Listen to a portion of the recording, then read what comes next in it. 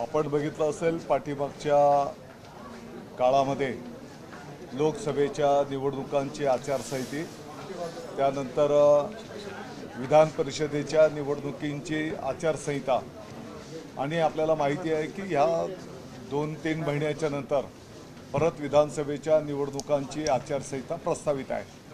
आणि म्हणून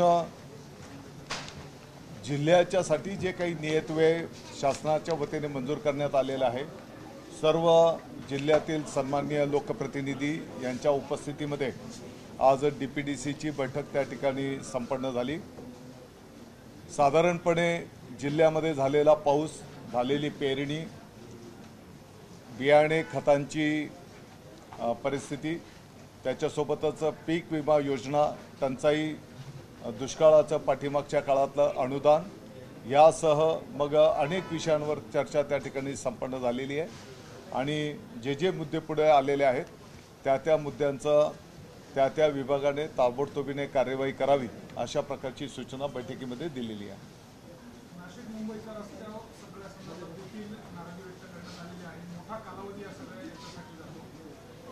ही वस्तुस्थिती आहे की नाशिकपासून तर मुंबईपर्यंत आणि मग त्याच्यामध्ये नॅशनल हायवे असेल, भिवंडी बायपासचा आमच्या MSRDCचा रस्ता असेल, मोठ्या प्रमाणात वाहतूक असल्यामुळे त्या ठिकाणी ट्रॅफिकमध्ये खोळंबा होत असतो। आणि या संदर्भातच मागच्या आठवड्यामध्ये पण त्याचा आढावा घेण्यात आलेला आहे।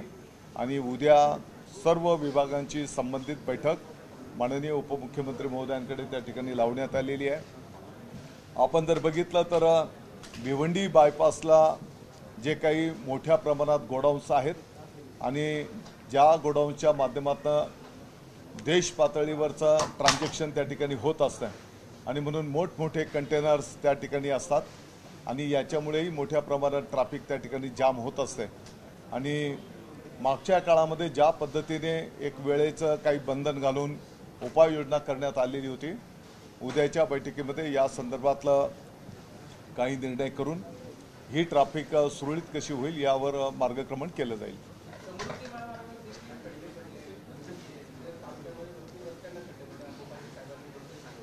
समृद्धी महामार्गावर कुठे?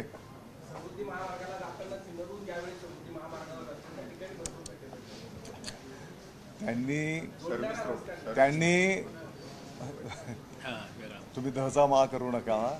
माननीय कोकाटे साहेबांनी असं सांगितलं की समृद्धी महामार्ग निर्माण होत असताना इतर ज्या रस्त्यांवरनं कुठून दगड, माती, मुरूम जी वाहतूक केली गेली तर ती रस्ते त्या हेवी वाहतुकीच्या लोडेड वाहनांमुळे काही ठिकाणी त्याला खड्डे पडलेले आहेत। तर ते या विभागाच्या ज्याने ते काम घेतलेलं होतं या रस्त्याचं, समृद्धी महामार्गाचं, त्यांच्याकडनं ते दुरुस्ती करून द्यावी असा तो विषय होता।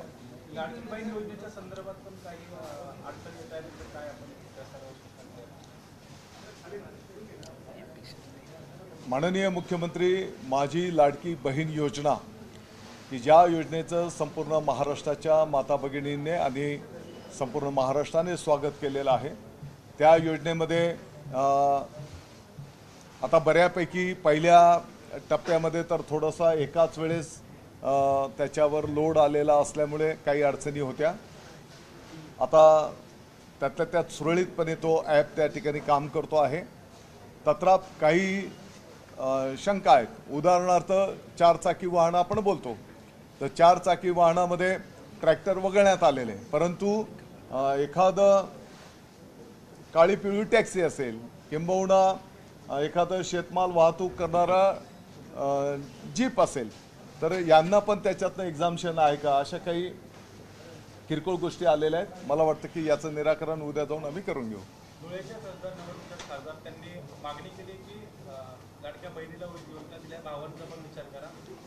आणि म्हणून मी त्यांना माहिती दिली की संपूर्ण बजेटचं प्रत मी त्यांना देणार आहे। महाराष्ट्राच्या जसं मी आता बोललो की माता भगिनींच्यासाठी, त्याच्यासोबतच शेतकरी बांधवांच्यासाठी, युवकांच्यासाठी, समाजाच्या सर्व घटकांच्यासाठी अतिशय चांगल्या योजना सरकारने त्या ठिकाणी घोषित केल्या आणि संपूर्ण महाराष्ट्राने पण त्याचं स्वागत केलेलं आहे। भावांसाठी पण योजना घोषित केलेली, त्याची माहिती त्यांना दिलेली आहे.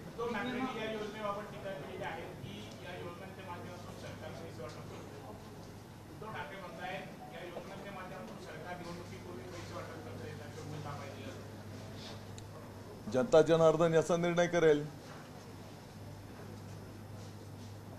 आहे की नाही?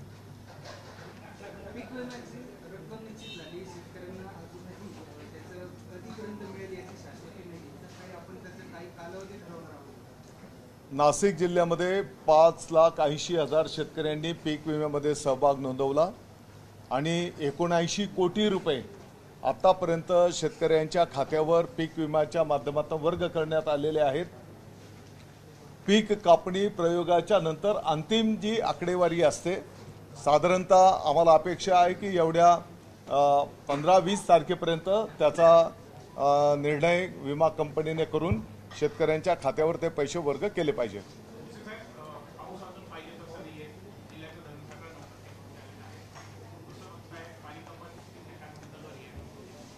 या बैठकीच्या पूर्वी पण या संदर्भामध्ये संबंधित अधिकारी महोदयांशी चर्चा केलेली आहे. आपण सर्वजण पावसाची वाट पाहतो आहोत, ही वस्तुस्थिती आहे. मागच्या वर्षाशी जर आपण कंपॅरिझन केलं तर त्यातल्या त्यात मागच्या महिन्यामध्ये जो काही पाऊस झाला, म्हणजे आपण सुरुवात बोलतो ती तर चांगली झालेली आहे. तरी पण कदाचित ह्या 8-10 दिवसाच्या नंतर मग आपल्याला जर अशीच परिस्थिती राहिली तर मग बैठक घेऊन परत एकदा आकडेवारी घेऊन त्या ठिकाणी निर्णय करून मार्गक्रमण करावं लागेल. आत्ताच्या घडीला तर असं काही वाटत नाही. गेल्या काही महिन्यांपासून नाफेड आणि एनसीसीएफच्या माध्यमातून जी खरेदी केली जाते तिच्यावर वेगवेगळे आरोप केले जात होते. अशा सर्व परिस्थितीमध्ये केंद्राचं पथक येतंय, मोठ्या प्रमाणात घोटाळा झाला अशा पद्धतीचा त्यांचा संशय जो होता, त्यानुसार कागदपत्रांची छाननी करताय, तपासणी करताय, वेगवेगळ्या भेटीगाठी घेत आहे. शेतकऱ्यांची फसवणूक होत आहे. एफपीओच्या माध्यमातून जो कांदा खरेदी करण्यात आला त्याच्यावर देखील संशय निर्माण झालेला आहे. या सगळ्या याच्यामध्ये नाफेडवरच आता शंका उपस्थित होते. लोकांची मानसिकता नाफेडला कांदा देण्याची नाही आहे. नाही, मला असं वाटतं की खऱ्या अर्थाने नाफेड असेल किंवा एनसीसीएफ असेल, यांचं काम बाजारामध्ये दराचं सातत्य ठेवणं. अगदी दर पडायला लागले तर बाबा त्याच्यामध्ये शेतकऱ्यांना एक दिलासा देऊन आधार देणं. मागच्या 3 दिवसाच्या कालावधीमध्ये आता कांद्याचा विषय, तर कांद्याला बाजारामध्ये मॅक्सिमम काय भाव होता त्याची सरासरी काढून या दोन्ही संस्थांच्या माध्यमातून शेतकऱ्यांकडून कांदा खरेदी केला जातो. या संदर्भामध्ये कदाचित काही शेतकऱ्यांच्या तक्रारी गेल्या असतील आणि चौकशी होत असेल तर चौकशीमधनं जे समोर येईल त्याप्रमाणे ते संबंधित अधिकारी कारवाई करतील.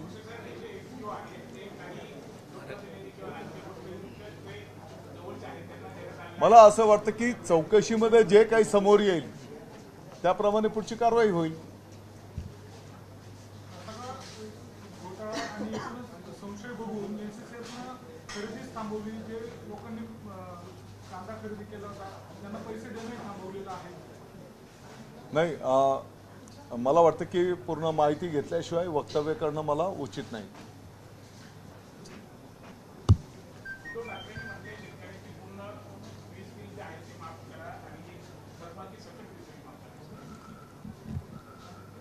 कदाचित आपण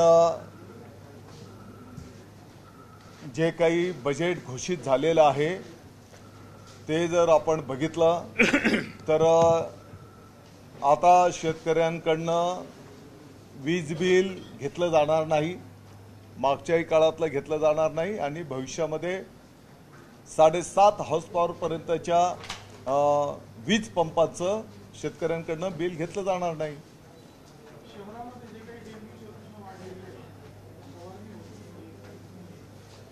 नाशिक महानगरपालिकेच्या आयुक्तांना या संदर्भामध्ये सूचना दिलेली आहे आणि तातडीने उपाययोजना करण्याचं त्या ठिकाणी सांगण्यात आलेलं आहे. मी स्वतः बोललो.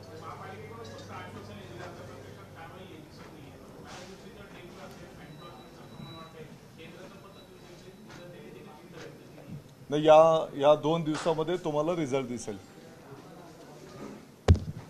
ठीक आहे.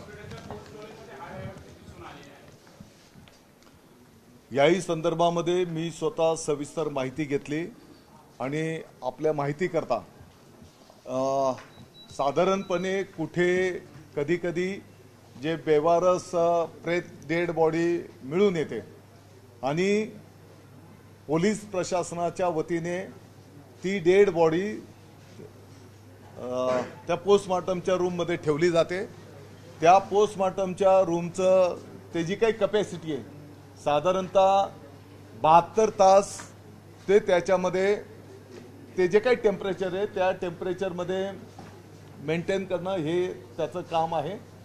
आणि आपल्याला माहिती आहे की शेवटी ते एक शरीर जे कुजायला सुरुवात होते आणि तिथे आणण्याच्या पूर्वी पण काही प्रमाणात जर ते 2-3 दिवस तिकडेच पडून होतं तर तिकडे कुजायला सुरुवात होते आणि अशा डेड बॉडीज आल्याच्या नंतर खऱ्या अर्थाने 72 तासाच्या नंतर त्याचा निर्णय होणं अपेक्षित असतं। आपण ज्या संदर्भामध्ये मी पण काही चॅनलवर ही बातमी पाहिल्याच्या नंतर माहिती घेतली तर काही डेड बॉडीज महिने तिकडे आहेत आणि त्याच्यामुळे ती परिस्थिती त्या ठिकाणी निर्माण झाली ही वस्तुस्थिती आहे। आणि म्हणून पोलीस प्रशासनाला पण आम्ही की बाबा याचा जे काही नियम असेल त्या नियमामध्ये मग ती डेड बॉडी कोणाची आहे किंबहुना त्याचं विल्हेवाट लावणं कायद्याच्या चौकटीत जे काही मार्गक्रमण असेल ते करण्याच्या संदर्भात सूचना केलेली आहे।